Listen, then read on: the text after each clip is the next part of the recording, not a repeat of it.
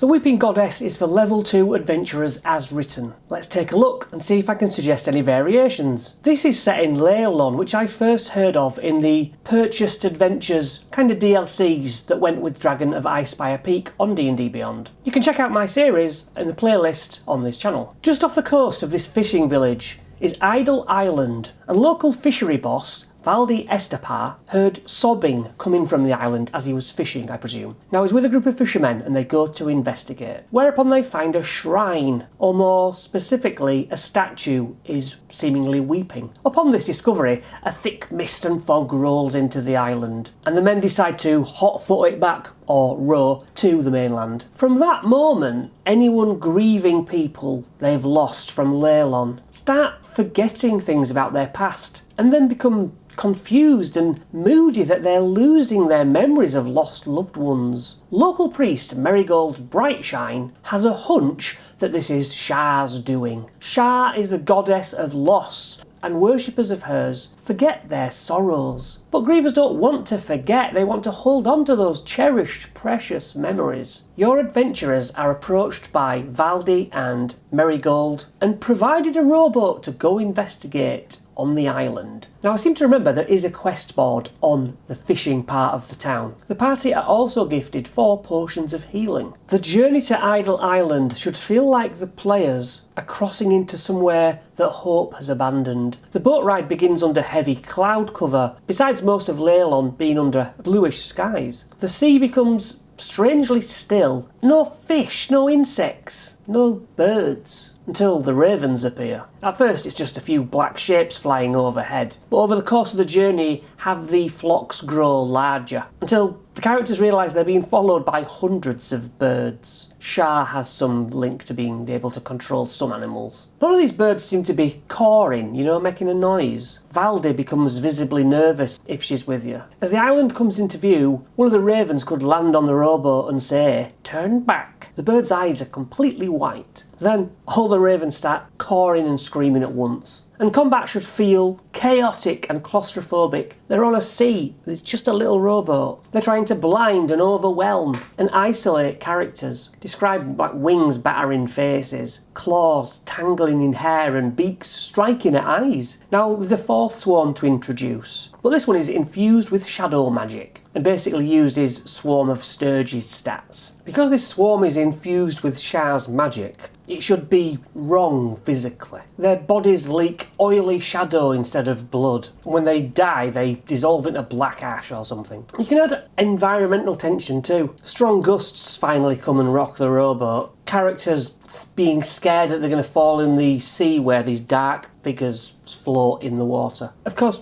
you don't have to do it like that. You could say, for example, the ravens arrange themselves into strange shapes on the shoreline. Humanoid figures kneeling in grief. Or the ravens never attack at all. Instead, they simply watch from every tree possible, mimicking emotional beats from the PC's past. A dead parent's voice, a former ally screaming, a lover crying. That can be far more disturbing than just roll initiative. You can also make the ravens more like servants of some sort of massive shadow raven atop of the shrine, as if an omen of Shah herself. Then eventually they reach the damn island. They encounter 5 shadows in an area which dampens non-magical light and any light-giving cantrips. Torches dim, colours become muted, sounds echo strangely. In this mist, characters quickly realises that distances don't make sense. Trees that seem in the distance turn around, look again, suddenly they're at the tree. Footprints that they're following might suddenly vanish. And then they hear crying nearby, no matter which direction they travel. The mist itself feels on emotion, so you can ask your players, what regret is your character thinking about now? Then use those answers against them. Maybe they failed to save someone in their past. Maybe a dead friend calls from the fog.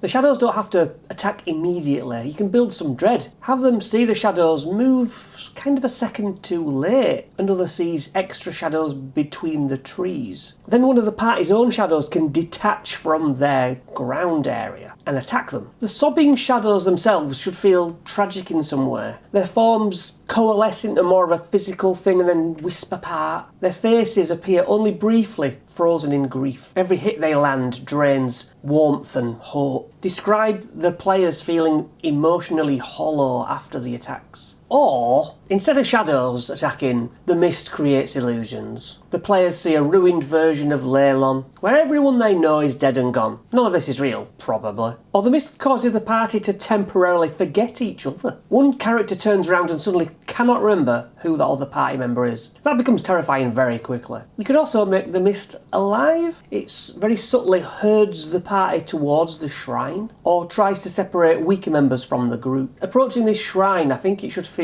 the shrine is sacred in the worst possible way. The crying statue stands at this shrine, wrapped in dead vines and raven feathers. Black tears stream down its face into a cracked basin below. That's not what the book says. The book says it's just people pretending. Some Kenku, actually. The statue depicts a kneeling woman covering her eyes in anguish. Anyone touching those tears, I was thinking, could have visions. A woman drowning beneath black water, a child screaming in an empty temple, someone begging Shah to erase their memories. Obviously the crying grows louder until the players get close. 3 Kenku emerge from the darkness, repeating stolen phrases of grief. She won't wake up. I miss him. Please make it stop. The fanatics of Shah say leave or die. It's actually 3 Kenku and a cultist, and the cultist says, grief is inevitable, and Shah offers them release from pain. You cling to suffering because you fear forgetting. This could give you a really good roleplay scene before combat erupts. The shrine itself can become a dangerous scene. These black tears from the statue animate into crawling shadow hands. Candles extinguish simultaneously. The statue looks to be turning its head when no one's really looking at it. Or perhaps the statue is actually alive. A priestess of Shah willingly interred herself in it decades ago, now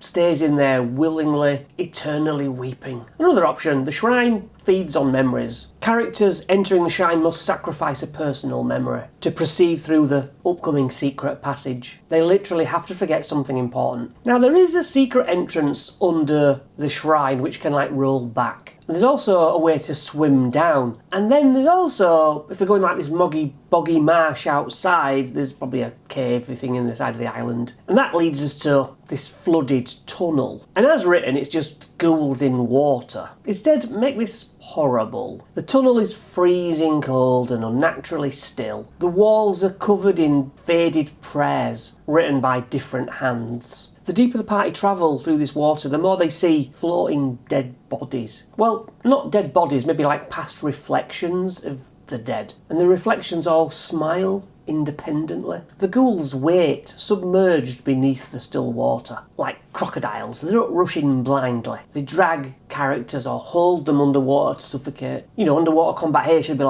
panicked and desperate. Limited visibility, cold shock, something brushing against the leg beneath the surface. Or take out the water, the tunnel is dry. You could also replace the ghouls with drowned townsfolk, partially transformed into Shah worshippers. And they're undead, but they still remember fragments of their lives. One pauses mid-combat and says, "Tell my daughter I want to come home." As they enter the room, read the room slowly. The Sanctum is warm, despite the flooded tunnels outside. Thick incense burns from cracked braziers, carrying the smell of wet stone and funeral flowers. The walls are covered in prayers written from people, worshippers of Shah. Take the pain, let me forget. She deserved better. And at the centre stands this obsidian pillar. It pulses faintly like a heartbeat. Violet light sort of comes through the cracks in the obsidian, and those channels spread through this room. Now, surrounding the pillar, townsfolk from Leylon are kneeling silently around it with blank expressions. Their grief is being drained away. They don't react to the players entering. One woman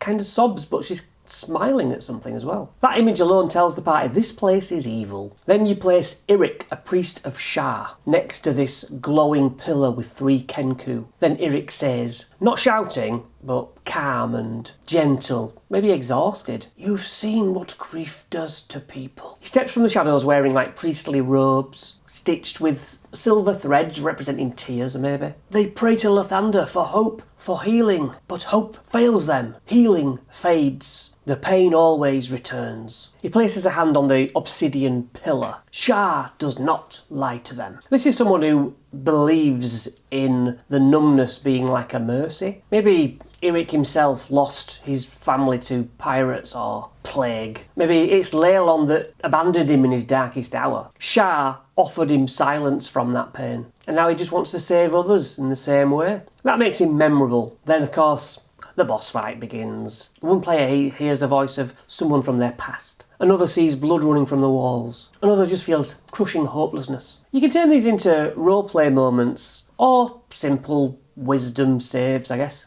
And on a fail, a character cannot willingly move closer to the pillar for a round. A character hears Shah whisper a horrible truth, or they gain disadvantage because they're overwhelmed by grief. And then the Kenku followers use Mimic constantly during the fights. Help me! Behind you! You let me die! Make the players second guess everything. Are they the good guys here? Then there's a shadow manifestation, sort of manifested from the grief itself. Describe the shadow coming and peeling off the pillars like liquid smoke. Faces emerge inside it, crying silently as it crawls across the floor towards the party. And the pillar itself should maybe tempt players too. The obsidian pillar itself could be alive. But the players must destroy the obsidian pillar while surviving waves of manifestations, perhaps. Each round the pillar grows stronger, unless characters inspire hope, comfort victims, or resist despair. Now consider this twist. Eric was kind of partially right. The townsfolk genuinely feel better under Shah's influence. Less fear, less grief, less pain. Destroying the pillar returns suffering to them. One villager screams at their players, "You brought it back!" Now the party have to wrestle with whether emotional numbness is worse than unforgettable grief.